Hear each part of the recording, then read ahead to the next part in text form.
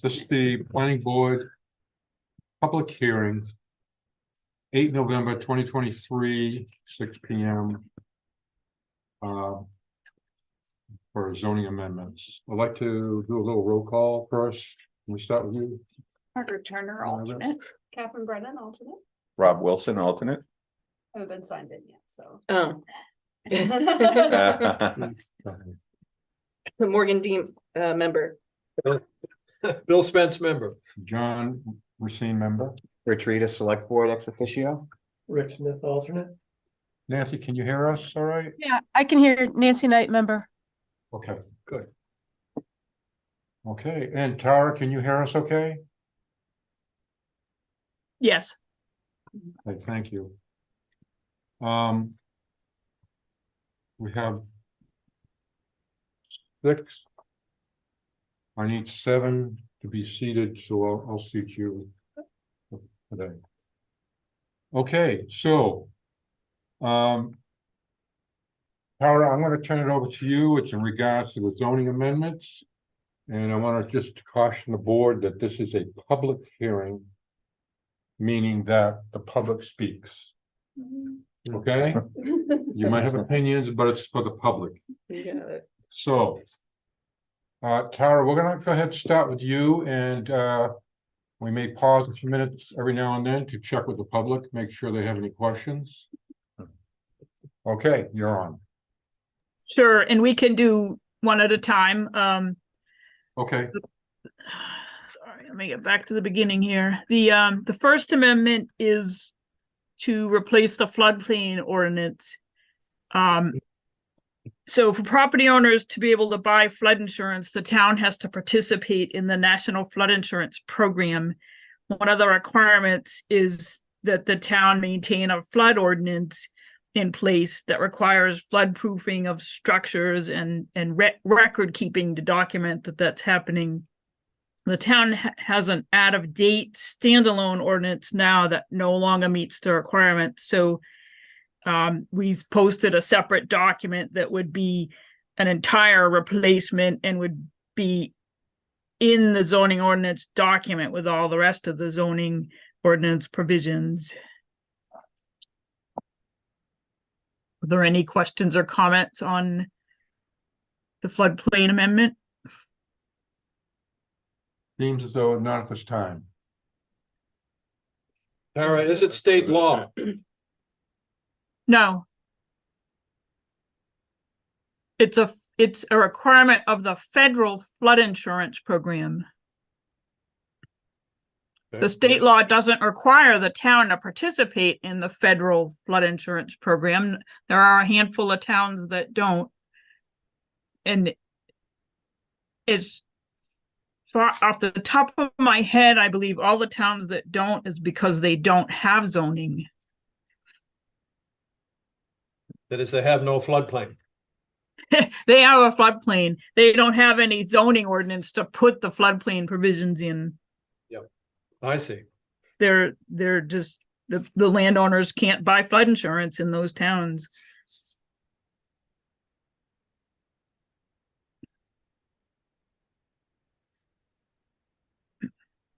Mr. Chairman, I think it's important for Tara to note there was one. Okay, thank you, Mark. Tara, the public that are here tonight is just one person. So we may be, Going through. yeah, you can just move right on to the Okay. second. The Second Amendment is dealing with the EV charging stations. We're starting to see some, but the ordinance was silent on it. So this amendment would say if it's on the property for the use of residents, employees, and visitors, it's an accessory use like any other accessory use. But if you want to have it as a business, like that's what people go to the property to do, then it would be a permitted use in VC, C1, and SC, allowed by special exception in the HDR, rec, and SNOWs. Any comments or questions on that? See no one asking questions? The third amendment is to clarify kind of a stick-in point that we've had in the ordinance. A few years back, we wrote some language that put in this accessory / special exception category that would allow some additional activities as accessory uses so that to help businesses get through those shoulder seasons primarily, or to fill other needs like a daycare at a multifamily home. I mean, it might be a bike race at a ski area. And we usually use the term accessory to mean that it's not only a secondary use, but also customarily incidental to the use. But we meant this category, it's not necessarily customarily incidental to the use, but it is a secondary use. So this language is going to clarify that in amendment number 3.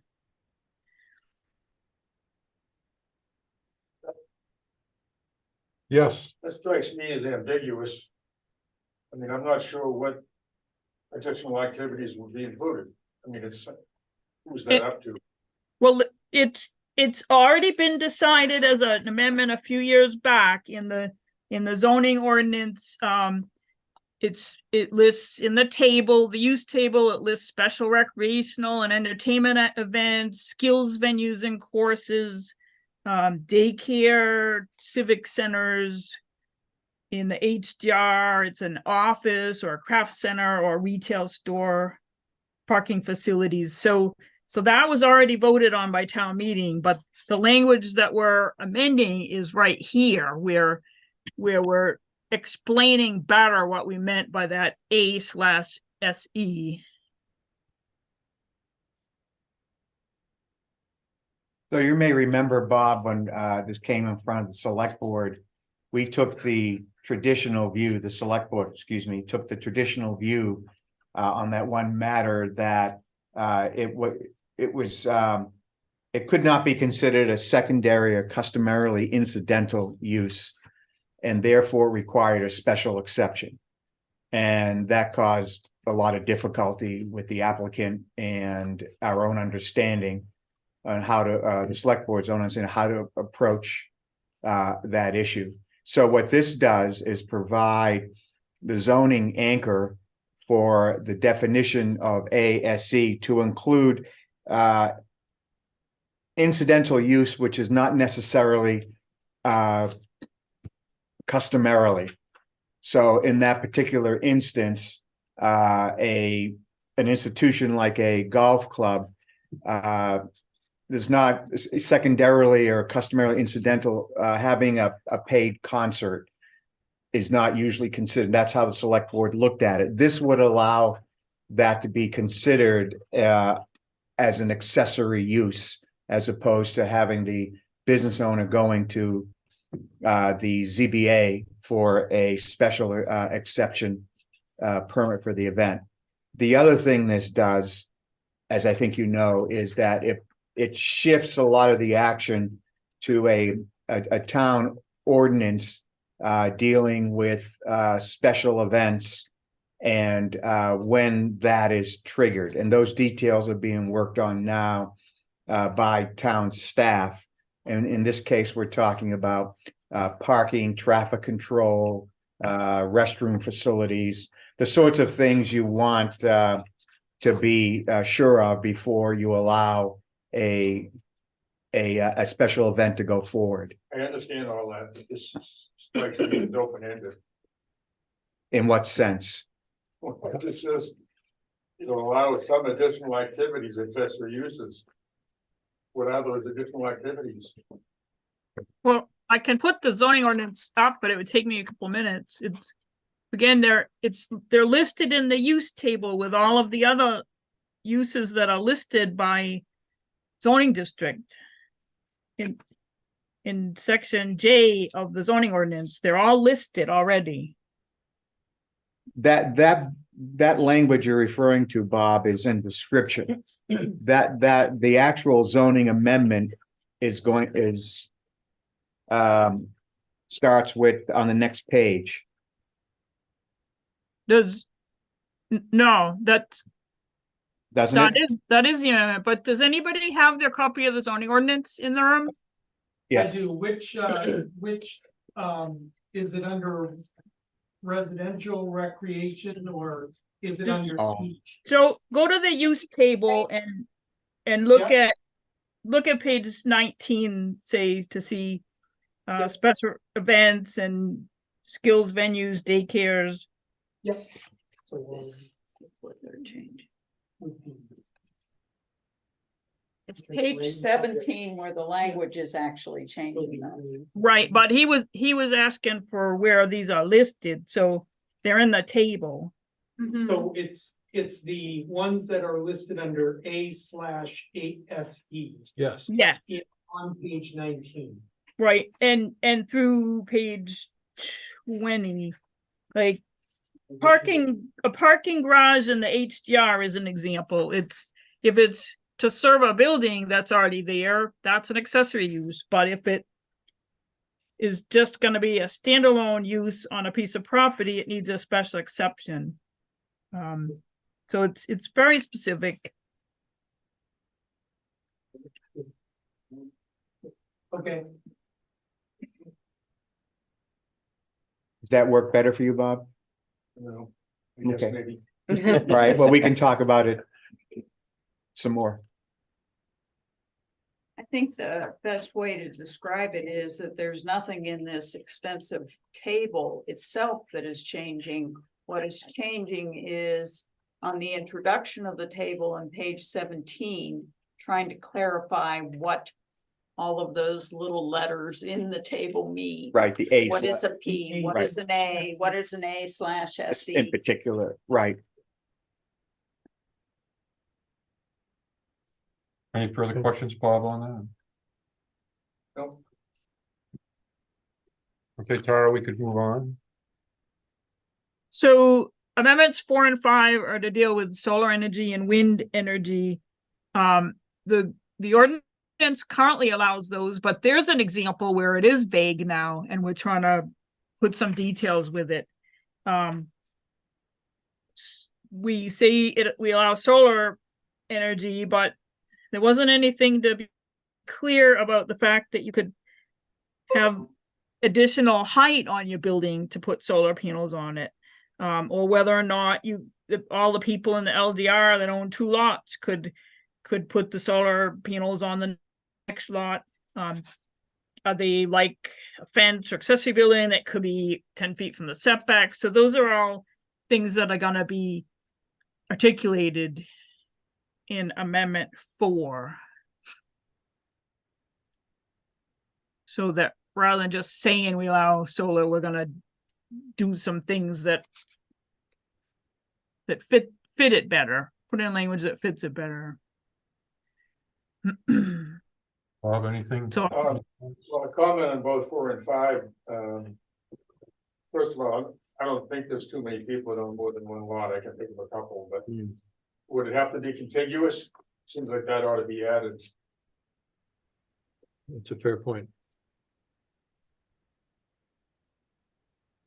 Any thoughts on that, Tara? I think we- the way it's worded right now, the proposal is that it would not have to be contiguous. That's something the planning board could talk more about. But the current proposal does not require it to be contiguous. So Tyrell could put solar panels, or the working group's thought and the recommendation of the planning board was that somebody like Tyrell might want to put solar panels on one lot to serve a few of their buildings. And it might not be contiguous because they own so many. Certainly a change the board could make when you discuss correct. them after the hearing. Some distance apart. Yeah, but then it would be a matter of how to transfer the energy from one to the other, which is their problem, but would not make sense to Right. do it. Probably be better for the board to take the comments and discuss it after the hearing. Right. And Alan has a question. Go ahead, Alan. Can you scroll back up to what it said, something about structures? Alan, we, Okay. Can't hear you. Your voice is a little too loud. It's Can you distorted. distort it? Could you try that again?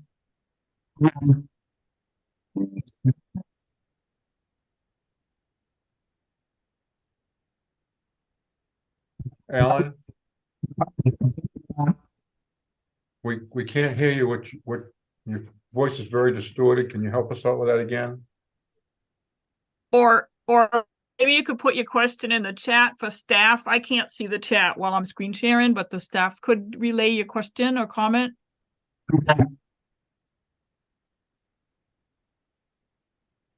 Yeah, there's nothing in the chat thus far. I think he said, okay, maybe. Yes, yes.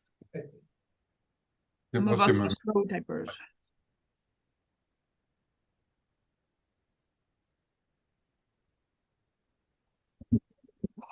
I'll get back to it.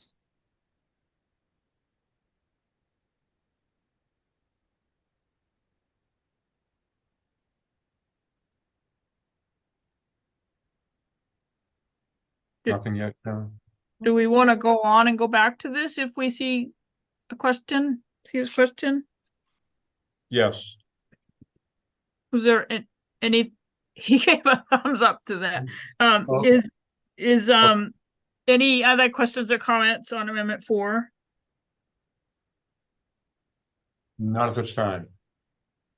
So where Amendment 4 is kind of enabling, Amendment 5 is kind of the opposite. The ordinance allows wind, but gosh, we thought, shouldn't there be different setbacks for a wind tower that allow for it to fall over?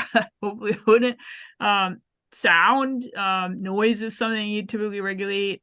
There's also a state law that we weren't complying with. RSA 674-66 talks about a different public notice requirement for a wind tower.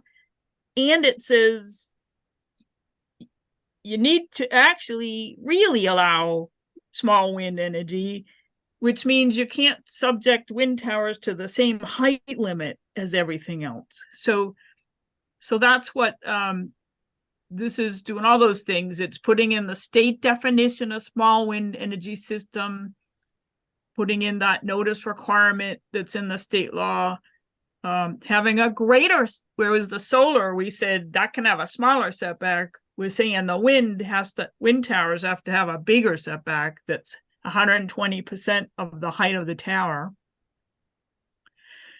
But, well, because you have to allow it in a meaningful way under state law, we put in the special exception for the height, that if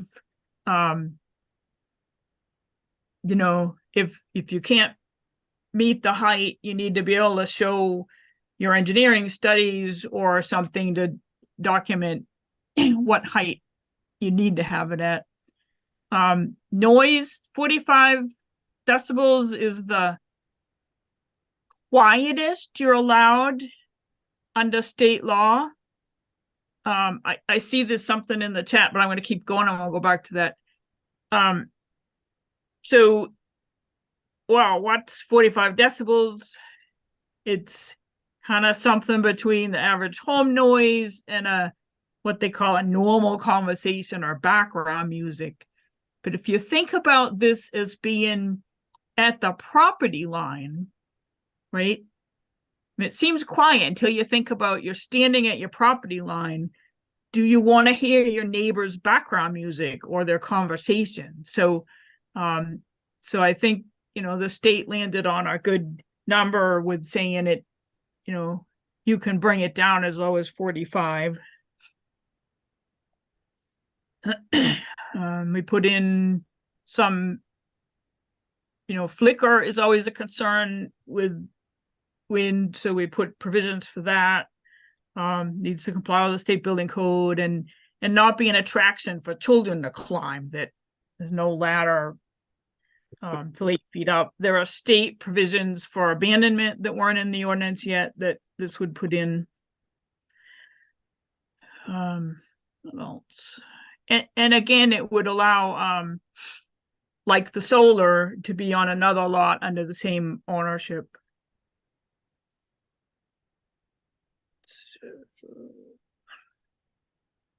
That's the state, Tara, 45 is the maximum? Yes, Good. For the town. Sharon, do we have any write-ins, comments? Alan was looking to try again. To ask his question, to use. all right, his question's in here too. It's, does human occupancy include gondola regarding the height limits? Now I've gotta go. Where is- Alan, you seem to be asking about the existing language in the zoning ordinance. This appurtenant structures that are not subject to the height. We didn't write that. All we're doing with that is adding the words except as may be provided elsewhere in this ordinance. So I'm not really. I don't know. My answer to that one's I don't know. But that's not, we were talking about wind and not gondolas. Yeah, that's kind of a different. It's a good thing to put on our housekeeping homework list for next year. Agreed. Yep.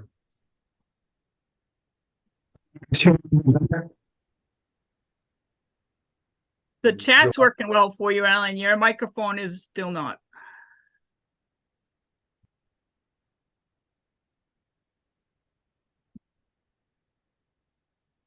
Yeah.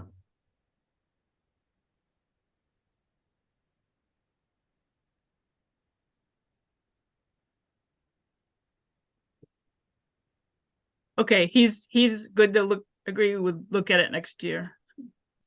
Yeah.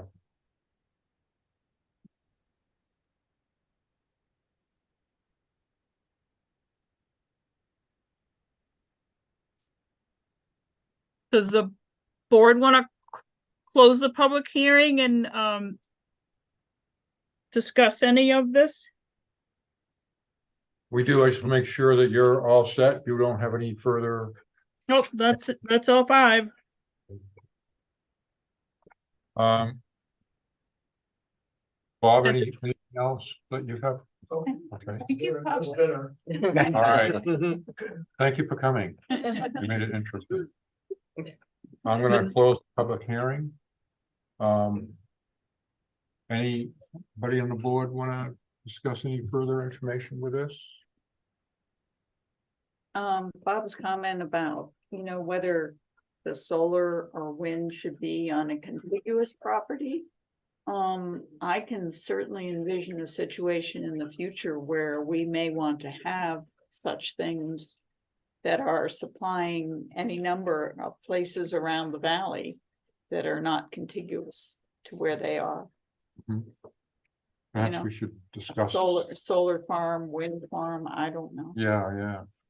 So Yes. so that wouldn't really qualify in these uses.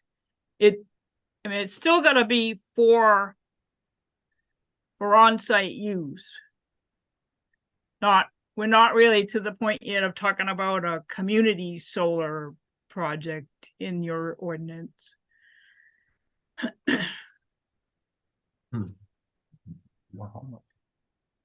little more homework so we can Yeah. all understand it.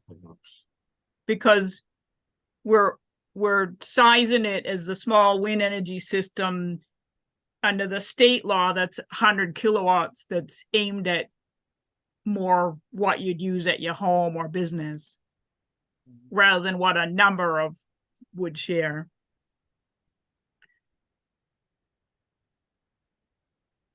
And the solar is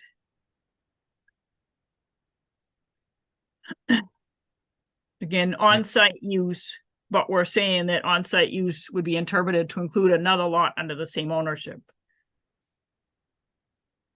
And they don't have to be contiguous, correct? not the way it's currently written. That was something that we talked about.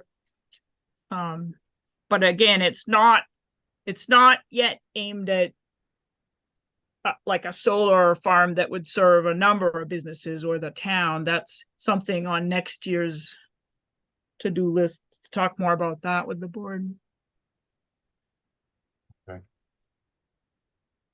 Any other thoughts? from anyone? Well, I think Bill made the point as well that I'm not sure it's necessary to say that they have to be contiguous because it'd be pretty expensive and you probably would need approval from all the property owners in between to run lines and that kind of thing to properties that were It would not be enormously difficult to do, especially if you're doing for residents. You know, to Right. think of the technical problems that would ensue when you're trying to run maybe underground lines through somebody else's property. Yeah, Right, like we have that situation right now because we have to have poles going up towards the cemetery because a certain property owner does not wish to have those lines underground. Yeah. And it's not given their permission. So, you know, I don't know that we have to actually say it in the amendment. Mhm. I think it is probably self-limiting enough. I thought so too. Yeah. Mhm. Anyone else? Any other thoughts? Mr. Smith? Good. Okay. I'm looking for a motion. I move that we adjourn this meeting, Mr. Chairman. Seconded. All in favor? All right. What? I thought you might talk about whether or not you're gonna recommend these to town meeting. Do you wanna wait and do that at a later meeting? How about tomorrow? We kind of discuss a little more about it. Okay, That actual question. Monster agenda. I just don't want you to forget it. Yeah, tomorrow we'll touch base on it. I think it gives people Okay. a chance to Yeah, a little bit overnight, yeah, because we're back here in good thought. 13 and a half hours. Yeah. Yeah. Let us sleep on it. Think quickly, Yeah, literally, let's sleep on it. yeah. Does Nancy have? Bill Kaplan, do we miss her? Any comment from anybody else out there? I think there's a motion. Dale Kaplan just came in the meeting, so. Do you wanna ask if they have any? Did you wanna give them a chance to ask any questions? Go ahead. Yeah, Mr. Kaplan, do you have anything you'd like to say? Mr. or Mrs.? Mrs. I don't know, it's Miss Cup, maybe. And not at this time, thank you. Okay, thank you for coming on board. Motion is still on the floor. We'll get to the floor. All in favor for the motion? Aye. Aye. Nancy? Aye. Okay. Okay, meeting adjourned. Tomorrow. Yeah. Well, make it-